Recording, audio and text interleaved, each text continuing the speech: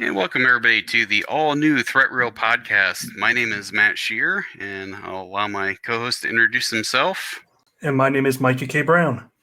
Thank you so much for tuning in. We appreciate everybody joining us.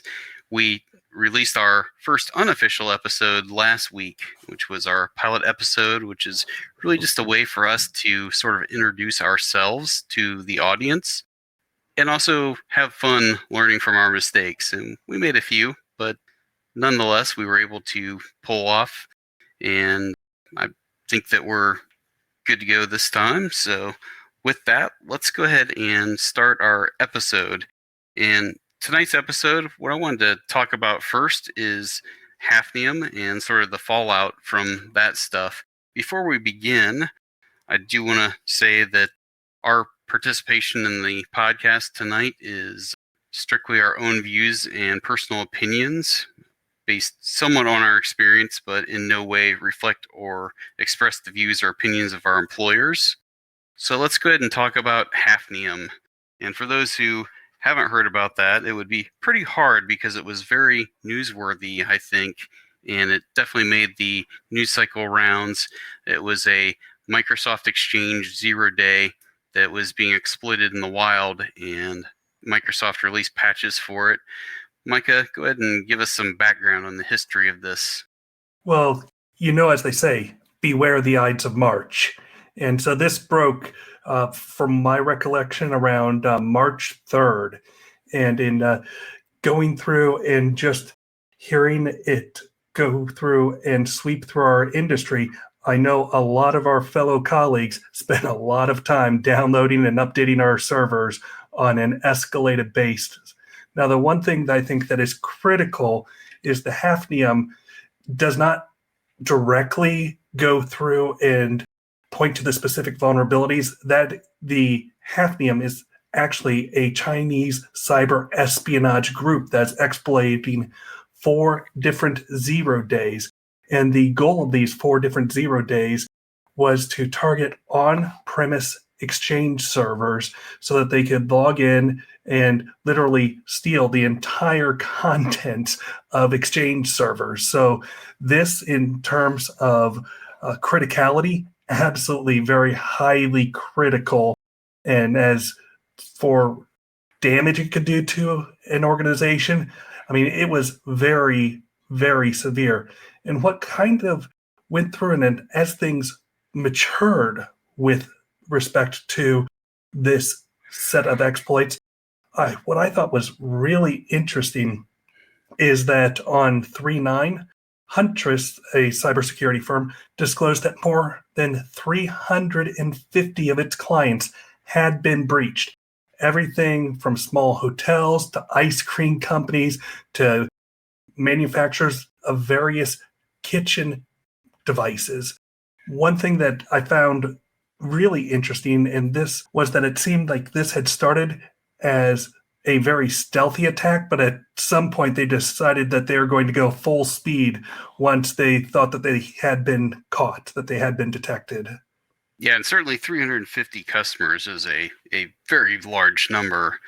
For one entity to report that is sort of staggering. And I think if I'm, and let me know if I'm getting this wrong, but I believe one of the other points of interest with this is that if you're strictly an Office 365, or you think of yourself as a strictly Office 365 organization, you maybe still weren't immune, because if I'm remembering correctly, I believe that if an organization had an OWA, Outlook Web Access, aka webmail instance running in their environment, that they were still vulnerable to this.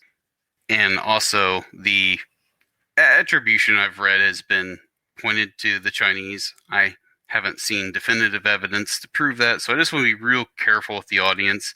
That's the stuff that's what's been reported. I don't have reason to question it at this point. I just have not seen the data myself to do the attribution part of that. Of course, attribution is very, very hard. I'm just going through and I'm pulling from very well-respected news articles.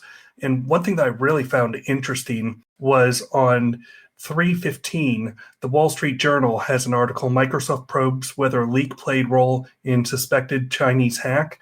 And aside from asserting it to the China-based Hafnium group, in going back and looking at the logs, the Wall Street Journal sources were saying that this actually looks to have started back in January. So we had active exploitation that we, as IT security practitioners, were going through and we were missing. And then at some point, they decided to go from a very stealthy attack to trying to use as many of those exploits, establish as many footholds before people started to patch. Yeah, that's an interesting tidbit. I think what I had heard, and perhaps incorrectly so, is that there were vulnerabilities that Microsoft knew about back in January, but obviously they can't just turn around patch cycles and release an out-of-band update the instant they know about it. Especially with something like Exchange. One thing I've learned in the course of my IT career are that there are two things that the average user will just absolutely go berserk over. And one is that their phone stops working. Like, that's probably number one on most user lists of the users I've interacted with personally. Not too far behind that, though, is email. If there's the email outage, people absolutely go nuts, particularly if there's a phone and an email outage together. For myself, if I can't get phone calls and I can't get email, I'm ready to just kick back and celebrate because I can actually work on some interesting stuff or things that are on my to-do list or stuff I just haven't been able to get to. But the average users don't quite think the way I do on that. And it's definitely big because most places I have worked at honestly have used Exchange in some form or another, whether it's on premises or in the cloud, Office 365, for example, I guess now Microsoft 365, or some sort of a hybrid solution. I've seen a lot of those kind of things.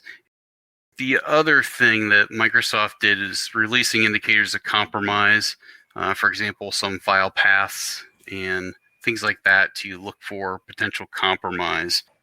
To the best of my knowledge, organizations should definitely look for any indicators of compromise in their environment, and Microsoft provided some paths for looking for potential web shells. So I think the first thing places want to do is patch, and while that's going, start conducting some sort of incident response plan to look for indicators of compromise, start doing your threat hunting and determining if that's within an environment and understand that aspect of it. And I definitely saw that many mature organizations kind of had the patching as well as the threat hunting bifurcated and running in parallel. Another thing that I would ask is, how could we have detected maybe not these specific exploits, but at the end of the day, it sounded like whoever this group was, they were after the raw data and getting the mail messages off of your Exchange server. So we should be able to go through and to maybe have some sort of detection techniques around a large amount of data going to a single IP address that is external. Yeah, I think some of the other things are obviously monitoring for file integrity. Obviously, if you didn't install patches in an Exchange environment, probably shouldn't have new files suddenly appearing there, particularly among the web files that are unaccounted for. In other words, if nobody made changes and you haven't installed any updates or any software packages and new files appear, that's something that should always raise an eyebrow. And I can kind of think back to a previous job I had, and one of the challenges was that we did a lot of web hosting, for example. The challenge there was to try to understand when something may have been compromised. Honestly, most of the time, we didn't find out till it was almost too late. In the beginning, what we would do is we would see that something was sending out enormous volumes of spam, for example. Things would start getting rate limited, where too much data was going out, so it would start slowing down the heavy mail volume from a particular server to more of a trickle, and it would show up in sort of the graphs and dashboards that we had, and you could definitely go back through and look at the logs.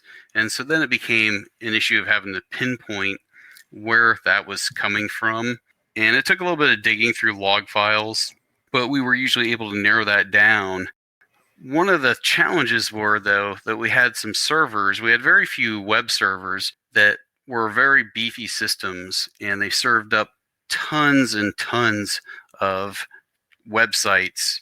For example, we did a lot of hosting, and it was a combination of self-managed and third-party managed web hosting. Some of it was developed by our internal web developers that places would essentially contract that work out. They would purchase services from our professional web developers, and those tended to be pretty lean and very well maintained and had smaller attack surfaces. What I would see sometimes with third parties were CMS systems that might have a lot of themes or plugins installed, and so those were the things that probably got popped most often by threat actors. And once they were able to breach the security on the site, they would start setting up PHP mailers and blasting out spam campaigns.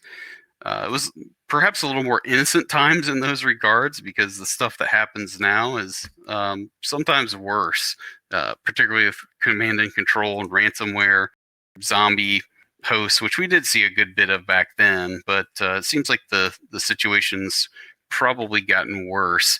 One of the challenges were that we had so many hundreds of thousands, if not millions of files on each server, was that we couldn't simply scan for malicious content, just to even catch the low-hanging fruit, because the amount of time it would take probably an entire week to scan an entire server just to understand what, if anything happened. And sort of a flawed process if you think about it, because if you come in too early or too late, they can both be a problem. So, for example, too early is we scan something and it gets folders A through C, for example, on day one. And let's say you have a site in the Bs. You get through the Bs and it starts scanning the Cs, and then something in the Bs gets compromised.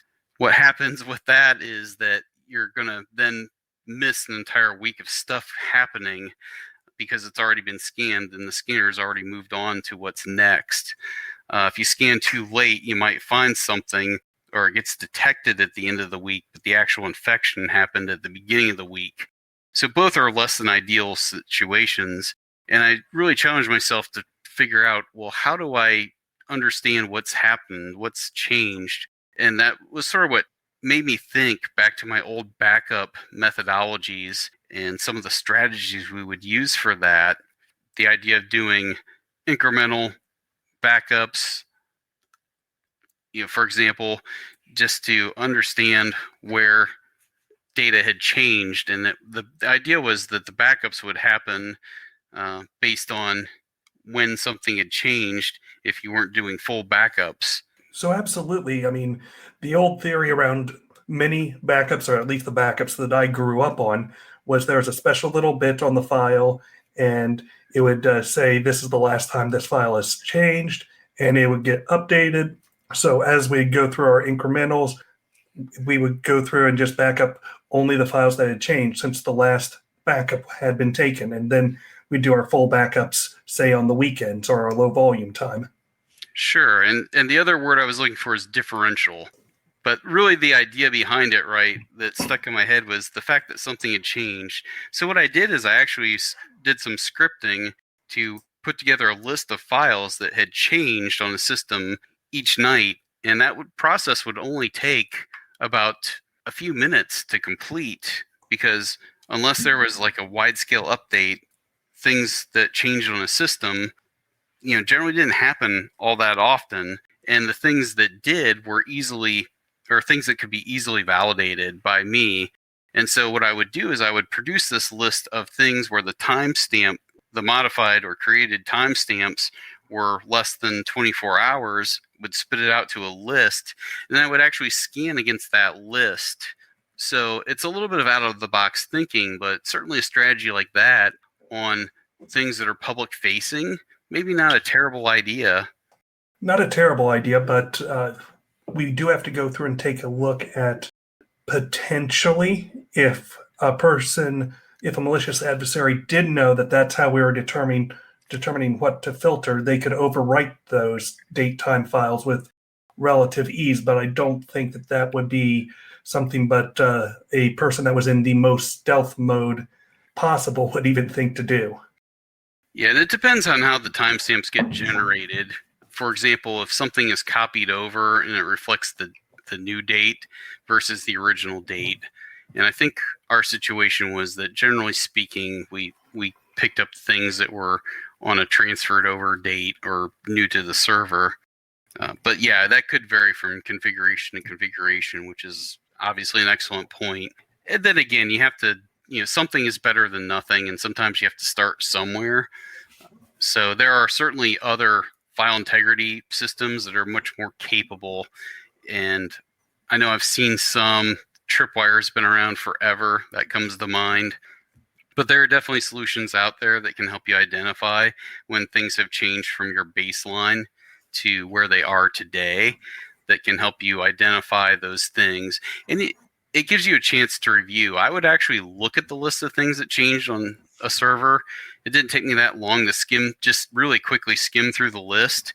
And so if I saw a particular, couple sites, for example, that had changed, I would ask myself, do the files make sense? And a lot of times you could identify an update or a customer updating their content versus a system update or patch or whatever.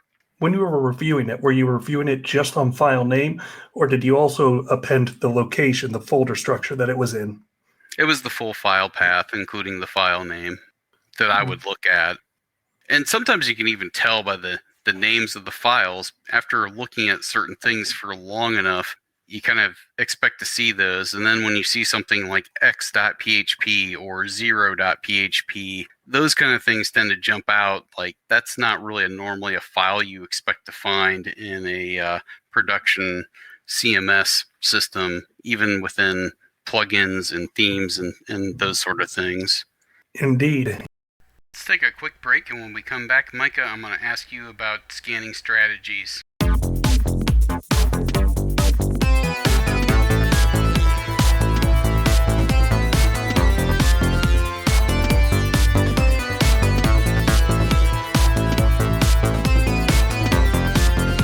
Thank you for listening to the all-new ThreatReel Podcast. Join security engineer practitioners and show hosts Matt Scheer and Micah Brown for new episodes on the second and fourth Friday each month.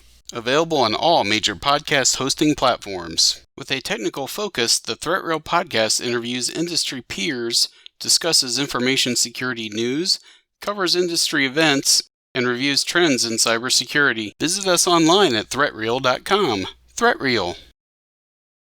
Would you like to hear your organization's ad playing during the next episode of the ThreatReel Podcast, or perhaps sponsor a monthly banner ad on ThreatReel.com? We are now accepting sponsorships.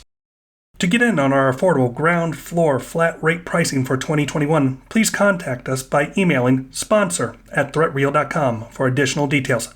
That's sponsor@ThreatReel.com. As frequent speakers at information security conferences across the country, ThreatReel Podcast hosts Matt Scheer and Micah Brown understand the importance of protecting valuable data. Compromised and rogue wireless access points make it possible for cybercriminals to hijack your data in transit, then steal login credentials, digital photos, financial data, personally identifiable information, private messages, and more. The best way to protect that information, other than powering down all your electronics, is by tunneling wireless connections through a securely encrypted VPN tunnel. Matt and Micah recommend using a VPN service offering extensive cross-platform support.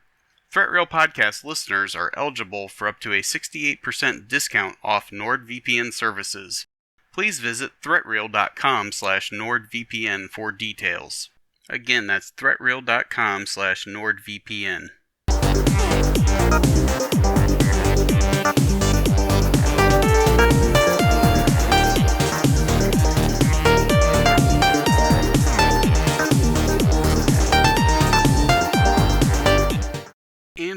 Micah, please share your scanning strategies with our listeners.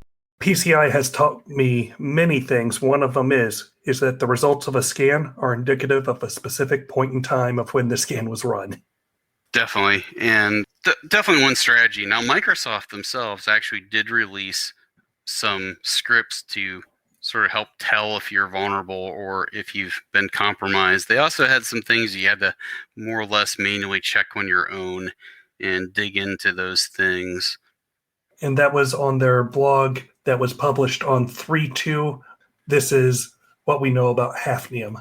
I know it definitely appeared to come out of the blue. I wasn't expecting it until it hit, and then it just sort of ruined my day, just in terms of, well, more than one day, just in terms of having to dig through and look to see where are we exposed, what was potentially compromised, tracking where all things have been patched, and then looking through multiple times over, doing some basic hunting to try to determine if we've been breached, if we've been compromised, if so, where.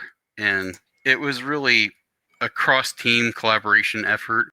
So it really probably depends to some extent on how large an organization is, in terms of, do you have just that one person who's the security person, the exchange administrator, and the domain administrator, or even a smaller team versus a larger organization that has multiple departments that can assist on these sort of things. Regardless, you're probably in for a pretty long day if you were staying up on this and patching as soon as it came out. It was definitely critical. It was a very high rating, so everybody was encouraged to patch as soon as possible. I know a lot of places were told, if you haven't patched yet and it's a few days later, that you probably should just assume that you're already breached and rebuild exchange environments. And if you were breached, that probably was the right action to take, would be to sort of get your mailbox databases, get those things migrated somewhere, and probably just build new infrastructure around that and configure it as such. If you want to be thorough and you wanted to be safe, I don't know that they're, particularly if something was breached for a long time, had a web shell on it for a long time, and could have had indeterminable things done to that public-facing server, was definitely worth probably redoing the exchange just to be on the safe side. Because if you're not, think about what goes through corporate email. Think about your executives and people that have insider knowledge on an organization. In particular, just even think if it's a publicly traded company and you have threat actors that have essentially infiltrated the email infrastructure. That's why that's a serious thing, because think of all the communication, think of all the private and confidential information that gets sent through corporate email. It's just sort of staggering to think about. So these are definitely big vulnerabilities and nothing to be taken lightly. Absolutely. So I did just go through and run the 4 CVEs through a quick search, and it looks like they were all 7.2 or above. The highest was an 8 point something. I forget the exact rating on that. Okay, more than 8. More than 8. All right. Now, well, thank you for double checking. That's still pretty high. Oh, it's very high. And I know that you and I have had the blessing, or you might call it a curse, of working for some very large organizations. And as I had talked with many of our colleagues that are in a similar boat, this got visibility at all levels of management. Yeah, it definitely was very newsworthy at the time, and the word definitely spread pretty far and wide. I know that there were a lot of even executive management folks who may not be all that in tune with everything going on in security, but this was definitely newsworthy enough that definitely got a lot of attention, as it should have. I think in this case, that was absolutely the right thing to have happen. And yeah, for the people that were doing threat hunting on this, there were definitely IOCs to look for. For some of the threat hunters out there, there were at least a list of known web shell hashes that Microsoft released. They also included paths. One thing I didn't necessarily like on how they did the paths, or that they assumed that the IIS component was based on the C drive. That may not be accurate in every organization. So when you see file paths, if they list C:\inetpub /www root /ASP.NET_client, bear in mind if your Exchange environment is installed on the D drive or the E drive or something like that, that path could actually be a little bit different. So you have to know your organization and how your Exchange infrastructure is built out to understand where these files actually live. May or may not be directly on a C drive, for example. And some of the web shells that they listed, so just to help folks understand a little bit about what was happening with the exploit, is after a vulnerable host is exploited, what happens is the threat actors were uploading a web shell onto the system. And what that means is that enables threat actors the ability to hop onto a system. It essentially creates a backdoor into the machine that, as long as the web shell is accessible from outside, it doesn't matter what security measures are bolted on afterwards, or even when patches are released and that sort of thing. Once something is exploited, and that's sort of why I talked earlier about the importance of rebuilding the infrastructure, because you could clean up a system, and if you miss that one web shell, it's very likely then that threat actors will find it and still be able to hop onto a system that you might think is otherwise mitigated and cleaned up. And another thing to always keep in mind, especially for those that are within those larger organizations, it's not just about your primary domain. Many of us still have several legacy domains, so we need to make sure that we're going through and we're covering all of our environment. That's an excellent point, Micah. You're absolutely right about that. So legacy environments, or even if somebody was testing out a newer version of Exchange, for example, and there was a dev test QA sort of environment that was out there, this didn't really care about what type of environment within an organization it was located. And the reality is, unless you're very well segmented and you know that for a fact, you're still very vulnerable to getting exploited and giving threat actors a foothold onto the network. And that's definitely a real problem, because if they're able to laterally move across, then they can take a leap in certain cases from a dev QA test environment to a production environment. The other thing to consider there is what type of information is in that dev test QA environment. If it has production data that was copied over as proof of concept, say, for example, your CEO's mailbox, a copy was made of that to put in that kind of a test environment, a non-production environment, it's entirely possible then for threat actors to get a hold of that mailbox. And the thing, if I've done some Exchange administration in the past, it's not too hard once you have access to an Exchange server to then export an entire mailbox into a PST file. In fact, that's typically how you migrate mailboxes. Some of the other interesting things that I found regarding Hafnium were the host IOCs. So there were some examples, some file hashes, if you will, of known web shells that to look for, as well as some of the file paths like I talked about a moment ago, and then even some individual file names. Such some of the more innocuous looking ones are web.aspx, help.aspx, document.aspx. Some other ones that are in there as well. Interestingly, I'm seeing in that list a healthcheck.aspx and an ASP.NET_www.aspx. So definitely some ones in there. Shell.aspx, that one sort of is almost a pretty easy giveaway. But also some of the other things that I guess were most likely happening were that seeing some of the things that people should look for were Lsas Dumps. So what that would entail is essentially some sort of a password credential dump happening on the system, sort of a post-exploitation thing, and maybe looking for those kind of memory dumps inside of a temp folder or the C root folder.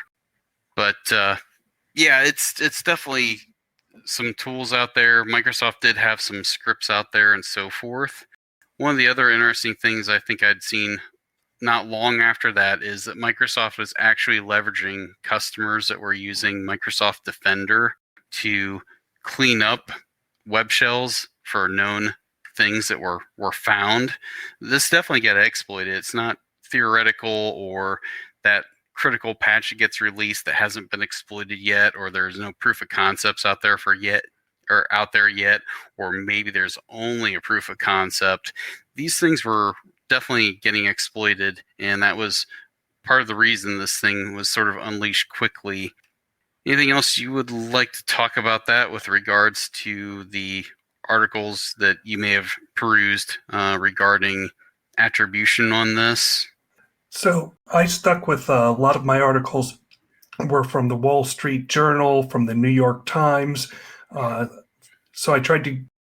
Reuters was also a very influential resource to go through and to review. But, I just do not wish whatever entity that was to cause us that much pain for a little bit. Yeah, I don't want to get too far off topic, but Microsoft actually did release some CVSS up to, I believe, 9.8, vulnerabilities, if you will, with Exchange. They haven't been exploited. I know I was struggling to find detection rules. Some of the things I tend to look for, so let me pick your brain on this. Some of the things I like to look for with regards to detection rules, I try to look at Sigma rules, Yara rules, to see if there are any known detections. Because one thing you want to try to do in an environment is get some sort of a monitoring and alerting in place wherever you can. That's one thing that I use. The other thing I try to do is I try to look at snort rules. That gets a little challenging, though, because a lot of times the good stuff only gets released to those paid subscriptions with snort rules. Sometimes if you're going to be waiting a little bit, if you're waiting for the community or even the registration, registered user rule sets to be put out. Do you have any places that you've used other than those sources? So those are the types of tools that I use in my home lab when I'm just going through and I'm practicing my skill set for detecting these types of events. In my professional life, we go through and we use a lot of the commercial detections, and we lean very heavily on them to enable our nimble or agile SOC. Fair enough. Yeah, they're definitely, that's the good thing is with a lot of the commercial tools is they are usually fairly quick to jump on those kind of things if they're known. And if they're known things, they sort of serve a good purpose of identifying potential exploit code.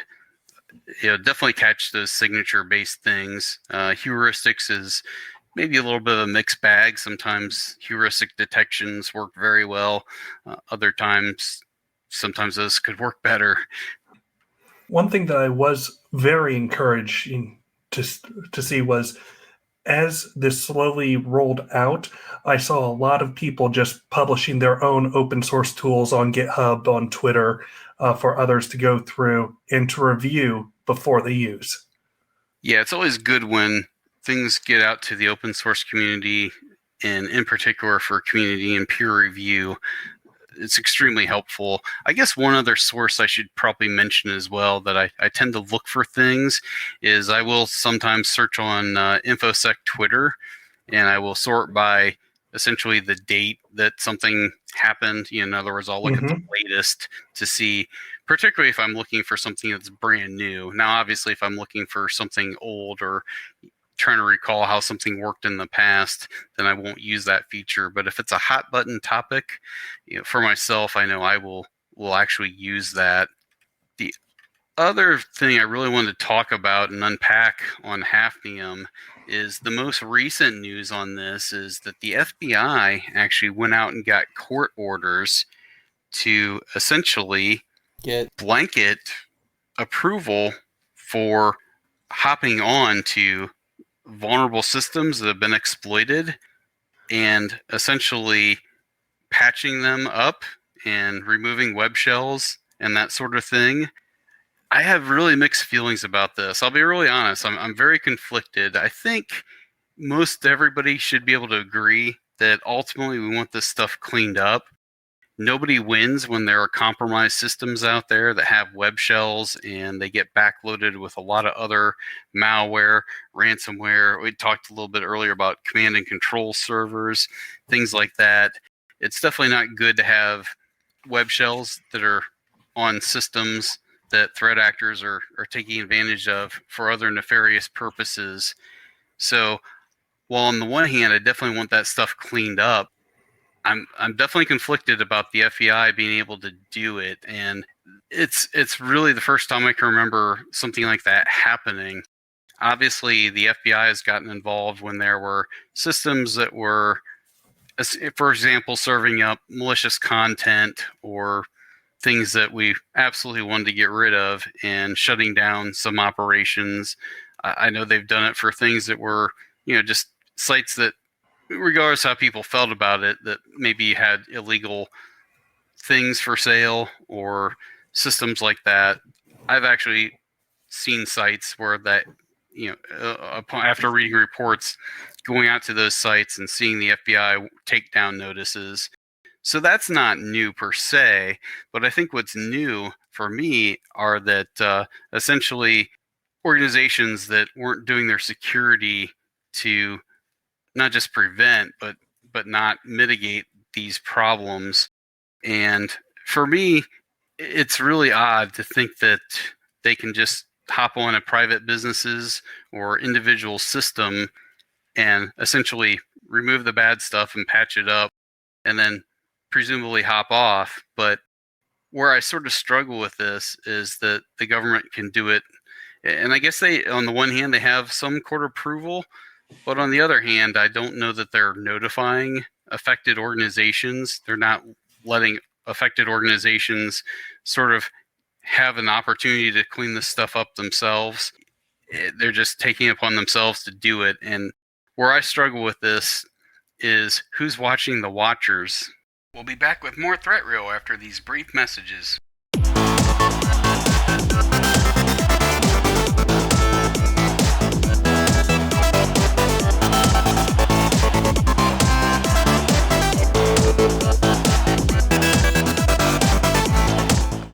Thank you for listening to the all-new ThreatReel Podcast. Join security engineer practitioners and show hosts Matt Scheer and Micah Brown for new episodes on the second and fourth Friday each month.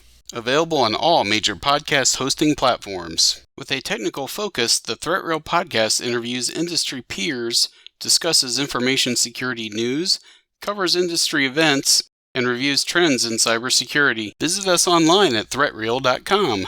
ThreatReel. Would you like to hear your organization's ad playing during the next episode of the ThreatReel podcast, or perhaps sponsor a monthly banner ad on ThreatReel.com? We are now accepting sponsorships. To get in on our affordable ground floor flat rate pricing for 2021, please contact us by emailing sponsor@ThreatReel.com for additional details. That's sponsor@ThreatReel.com. As frequent speakers at information security conferences across the country, ThreatReel Podcast hosts Matt Scheer and Micah Brown understand the importance of protecting valuable data. Compromised and rogue wireless access points make it possible for cybercriminals to hijack your data in transit, then steal login credentials, digital photos, financial data, personally identifiable information, private messages, and more. The best way to protect that information, other than powering down all your electronics, is by tunneling wireless connections through a securely encrypted VPN tunnel. Matt and Micah recommend using a VPN service offering extensive cross-platform support. ThreatReel Podcast listeners are eligible for up to a 68% discount off NordVPN services. Please visit ThreatReel.com/NordVPN for details. Again, that's ThreatReel.com/NordVPN.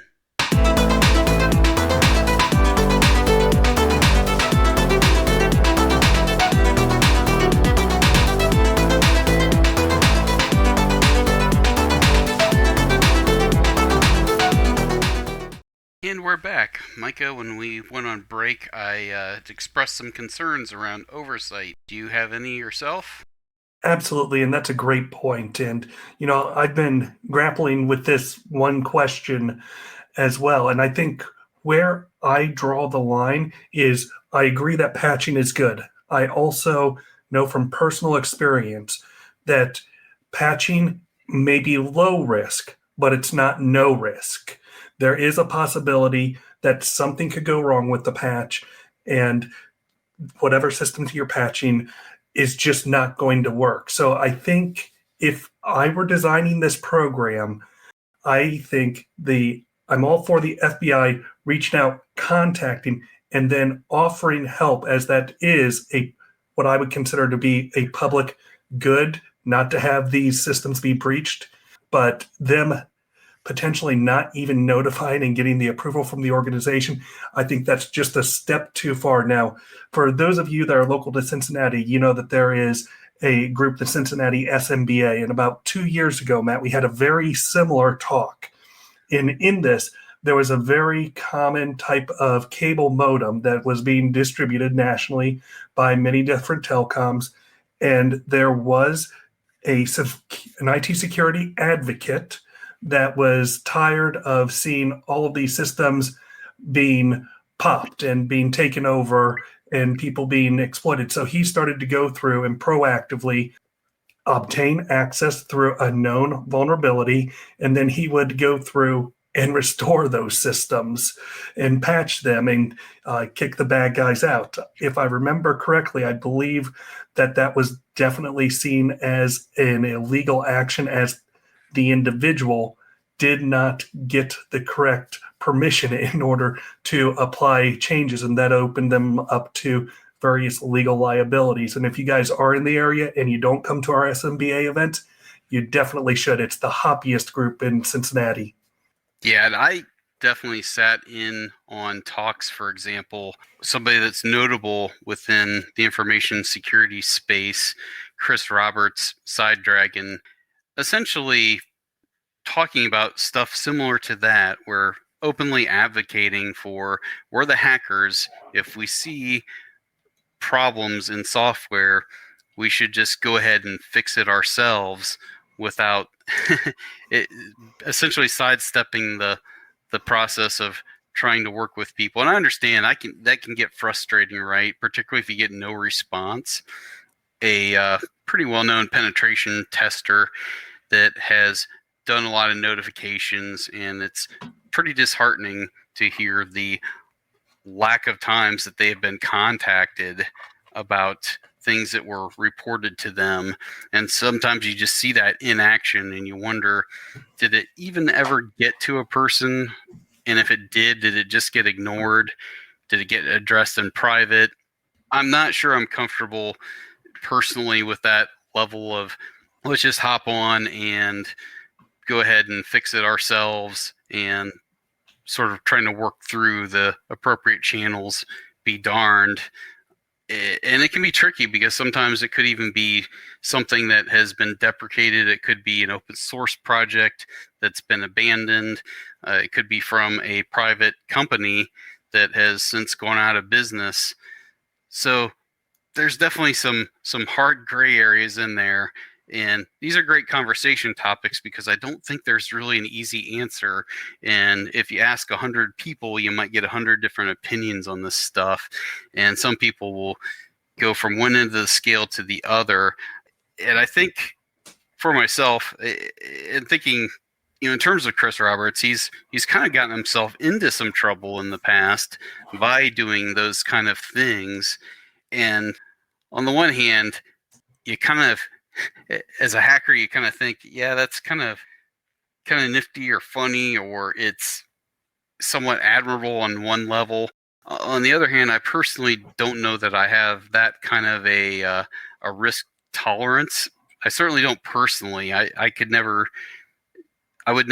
think I would ever do that, or just take over something and hop on and fix it, unless it was an organization. I'm talking outside of an organization that I work for, or have direct access. I have authorized access, if you will. I'm talking about when it's not necessarily authorized access, and it's definitely a tough subject to tackle. And again, I'm sort of not really comfortable with the government just kind of doing that on their own. On the one hand, I kind of appreciate the end result. So it's definitely tough. Like, this is a really interesting subject. And I think another thing I think about with this is Microsoft putting fixes into their Defender product. Like, that's something you sort of expect because you have this product that you're using from this private company that on one level or another you've ultimately paid money for, and you sort of understand how patches and definitions work. You kind of need that for things to work correctly, and keep systems safe and keep things from getting breached and fix other problems. But like you said, and it was a brilliant point, Micah, there's no such thing as a perfect patch. Even those things come with a certain level of risk. But I think it's sort of, I don't know, I personally look at that as business as usual, almost the cost of doing business. There's a certain level of things that you tolerate, that you expect, that are commonplace.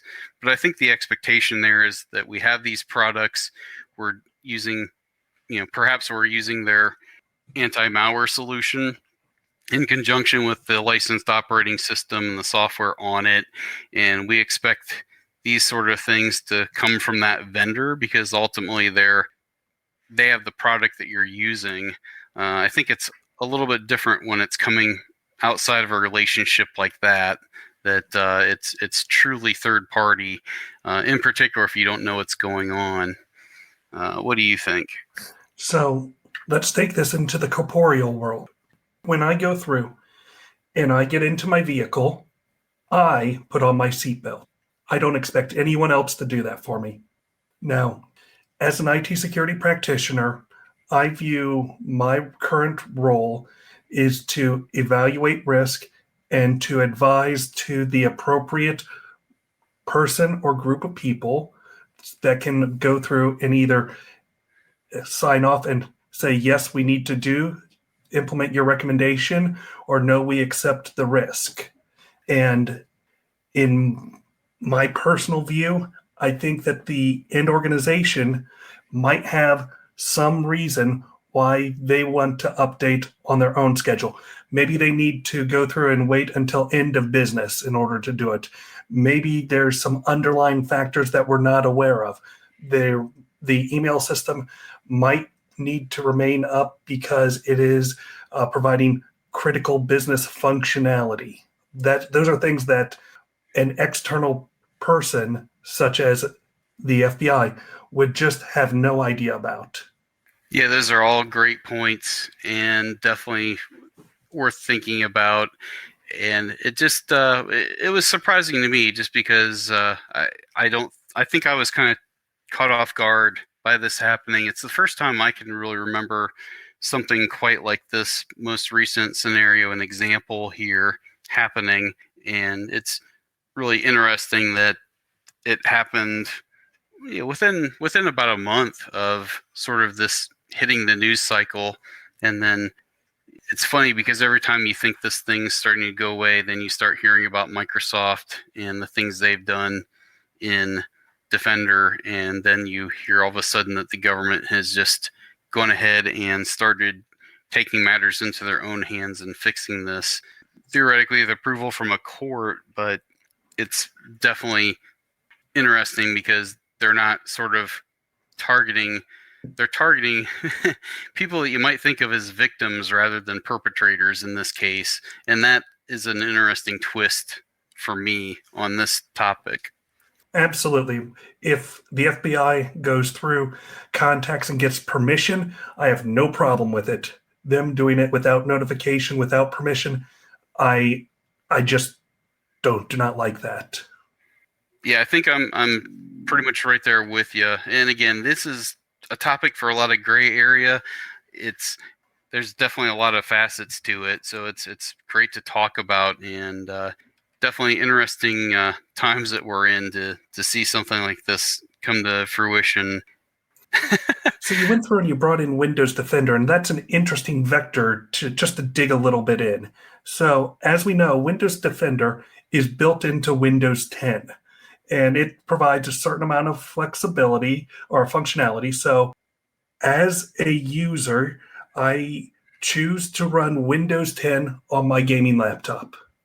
And part of that is I know I'm going to have certain base Microsoft applications built in as part of the OS. I love myself some Microsoft Edge. You've got Defender. You've got a couple other Microsoft programs. Please give us back that space pinball game. But, as an administrator, I can go through and I can very easily turn off Windows Defender if I choose to. Now, I'm not saying that Windows Defender is the be all and end all of antivirus products, but I've actually been surprised as I've been tweaking with it and probing it. And yes, you're always going to have ways to go through and to bypass any type of control.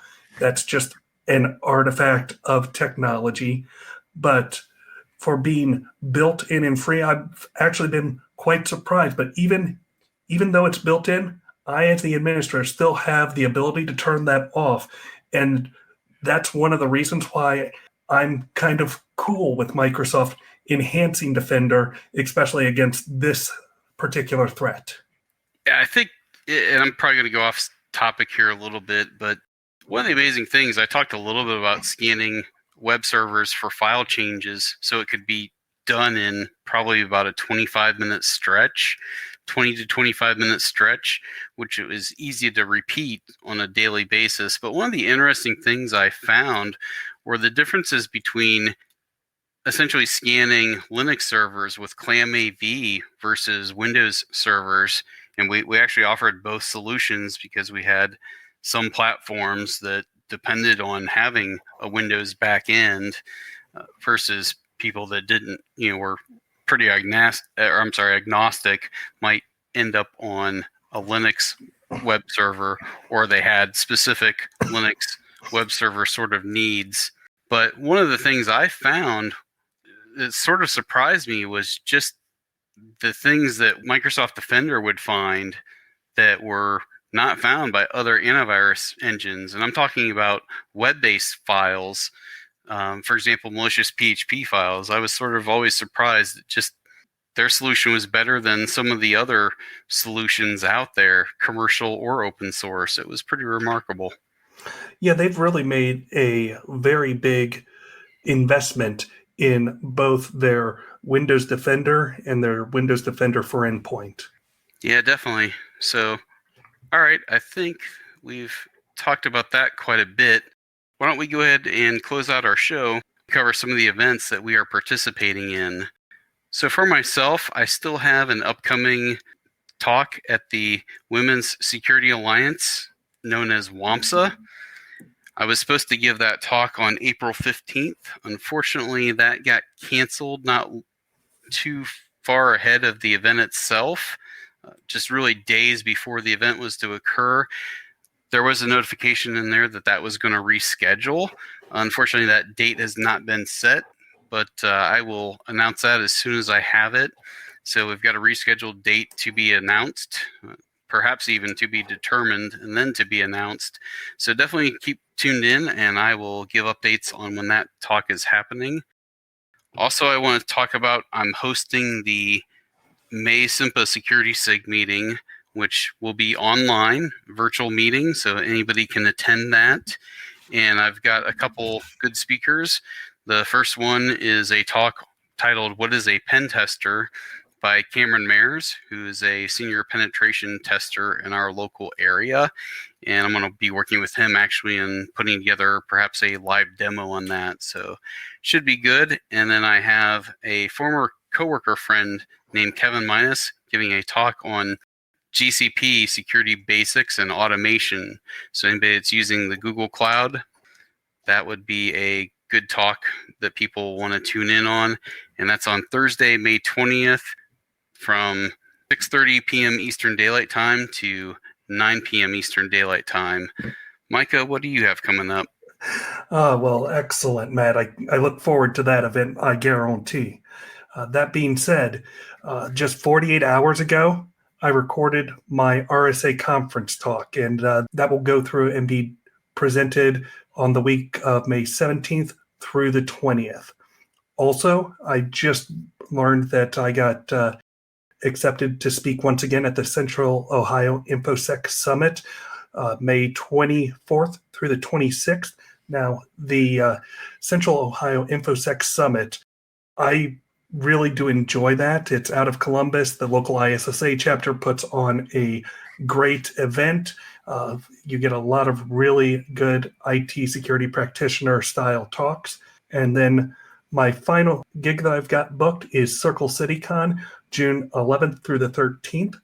I was accepted both for a singles talk in which I'm going to be talking about how the Magic the Gathering card game set me up for a career in InfoSec, as well as I've got a tag team talk with a young and upcoming InfoSec superstar. I'm going to tease that just a little bit until we finish the talk a little bit more before I comment on that talk. Great. And we're still thick in these pandemic times. Hopefully we're getting close to coming out of that. But all of these events, to the best of my knowledge, and you can correct me if I'm wrong, but they should be virtual, online-only events. Yes, they are. However, I will be spending some of RSA Conf down at the Hofbräu House in the beer garden, I guarantee. Great. Thank you so much, Micah. Appreciate everybody tuning in tonight for our first official episode of ThreatReel. And we will be releasing new episodes on the second and fourth Friday of each month. Hopefully, we will be available on all podcast hosting platforms. We're out there on most of them. I'm just waiting on a couple last ones to come through, and hopefully we'll be on those very soon.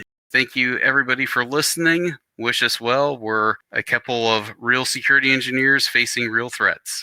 All in podcast music, copyright 2021, Dave Whitener. Visit online at davewhitener.com/music. Used with permission by ThreatReel.